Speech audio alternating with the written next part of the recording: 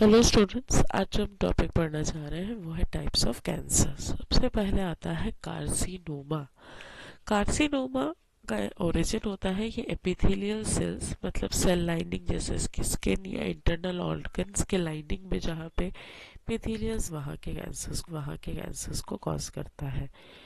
Adenocarcinoma glandular tissues में जैसे breast, colon और प्रोस्टेट कैंसर में होता है। स्क्वैमस सेल कार्सिनोमा जो कि स्क्वैमस सेल जहाँ की स्किन, लंग्स और सर्विक्स पे प्रेजेंट है वहाँ पे कैंसर कॉज करता है। बेसल सेल कार्सिनोमा जो कि स्किन कैंसर में बेसिक रोल प्ले करता है।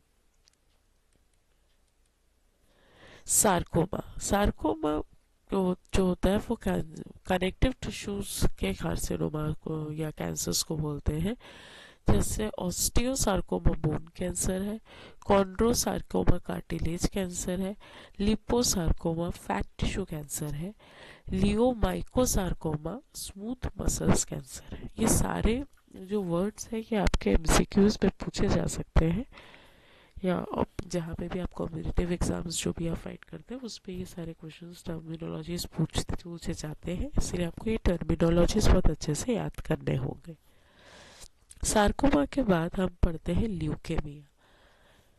ल्यूकेमिया आता है ब्लड फॉर्मिंग टिश्यूज का कैंसर,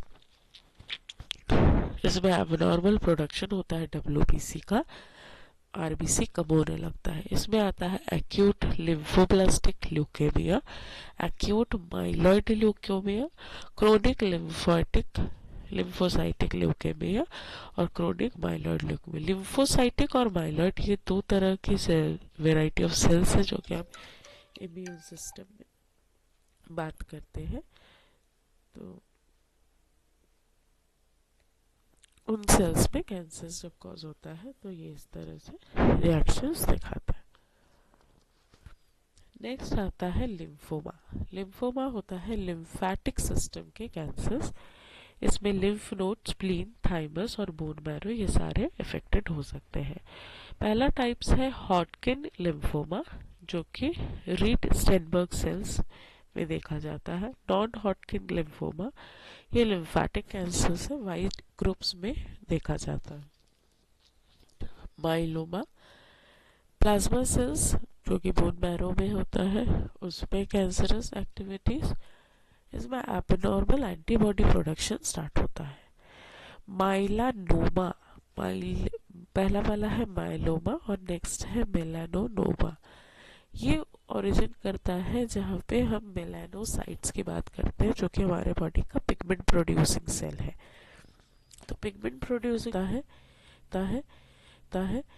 प्राइमरीली ये स्किन को इफेक्ट करता है, बट साथ ही साथ ये आईज को भी इफेक्ट कर सकता है। तो ये दो तरह का है, माइलोमा और मेलानोनोमा। नेक्स्ट आते हैं सेंट्रल नर्वस सिस्टम के कैंसर में। सेंट्रल नर्वस सिस्टम मतलब ब्रेन और स्पाइनल कॉर्ड। इसमें अगर हाईली एग्रेसिव ब्रेन सेल्स में कैंसर है तो इसको बोलते हैं ग्लियोब्लास्टोमा। अगर एस्ट्रोसाइट्स में कैंसर है तो एस्ट्रोसाइटोमा, और अगर सेरेब्रम में है जो कि बच्चों में कॉमनली होता है उसको बोलते हैं मेड्यूलोब्लास्टोमा। नेक्स्ट आता है जर्म सेल ट्यूमर्स जो कि रिप्रोडक्टिव सेल्स में होता है। इसमें आता है टेस्टिकुलर कैंसर या ovarian germ cells tumours. Next आता है न्यूरो एंडोक्राइन ट्यूमर।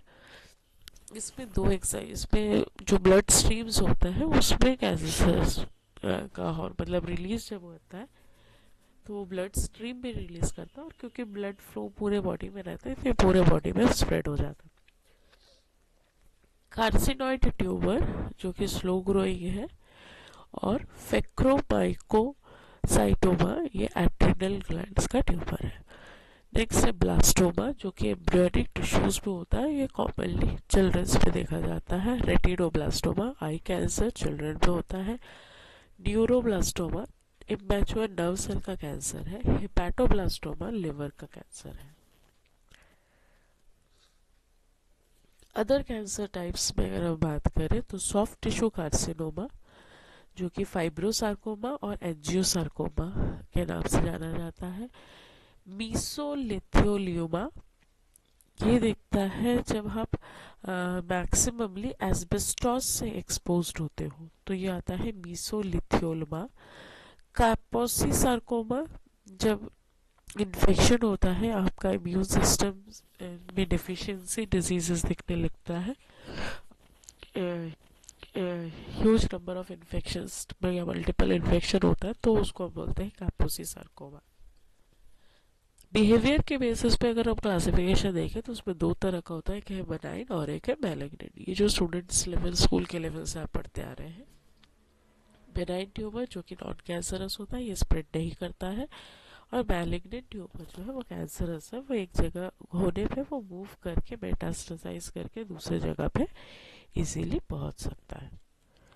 अब ये देख लेते हैं थोड़ा सा डिफरेंसेस।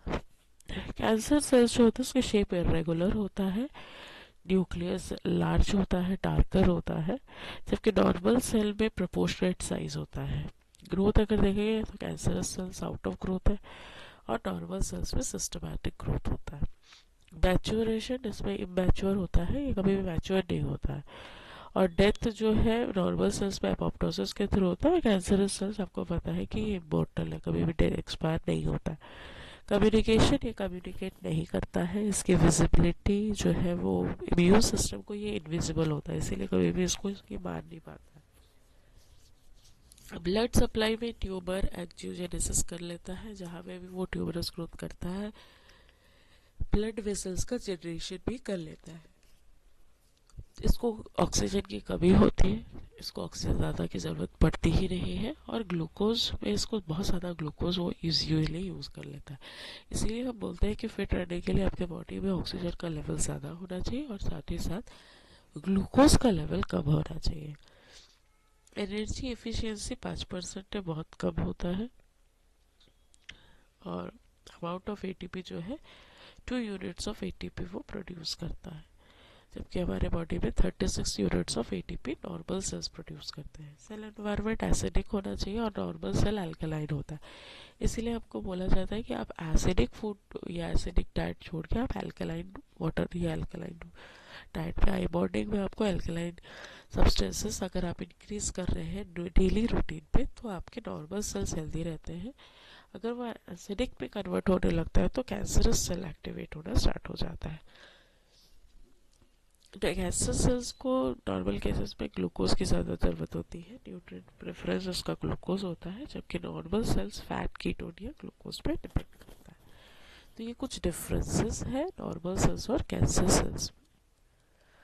थेरापेटिक इम्प्लीकेशंस अगर देखें तो ये टारगेटेड थेरेपीज है, जो कि आप ब्रेस्ट कैंसर है तो HER2 इनहिबिटर्स देंगे, इस तरह के टारगेटेड थेरेपीज होते हैं, ये मेडिसिन के नाम है। Immune check points inhibitors use किया जाता है, एंटी एंजियोजेनेसिक एक्टिव एजेंट्स डाले जाते हैं ताकि ट्यूमर सेल्स को ब्लड फ्लो अच्छे से ना मिले। और इसके बाद इसके चैलेंजेस बहुत सारे हैं, क्योंकि ड्रग रेजिस्टेंस जो है वो डेवलप हो जाता है जेनेटिक और एडेप्टिव मैकेनिज्म्स के कारण। तो ये कुछ कंक्लूजन्स के जो कैंसर है ये कॉम्प्लेक्स डिजीज है, जिसमें जेनेटिक, एपिजेनेटिक और एनवायरमेंटल तीनों बहुत इक्वली रोल प्ले करते हैं। इसमें मॉलिक्यूलर और सेलुलर बेसिस को छोड़ के भी आपको मेडिसिन, इसके बहुत सारे चैलेंजेस हैं, इन सबको ध्यान रखते हुए ये डिजीज एक मेजर डिजीज है जिसका ट्रीटमेंट अभी भी 100 ही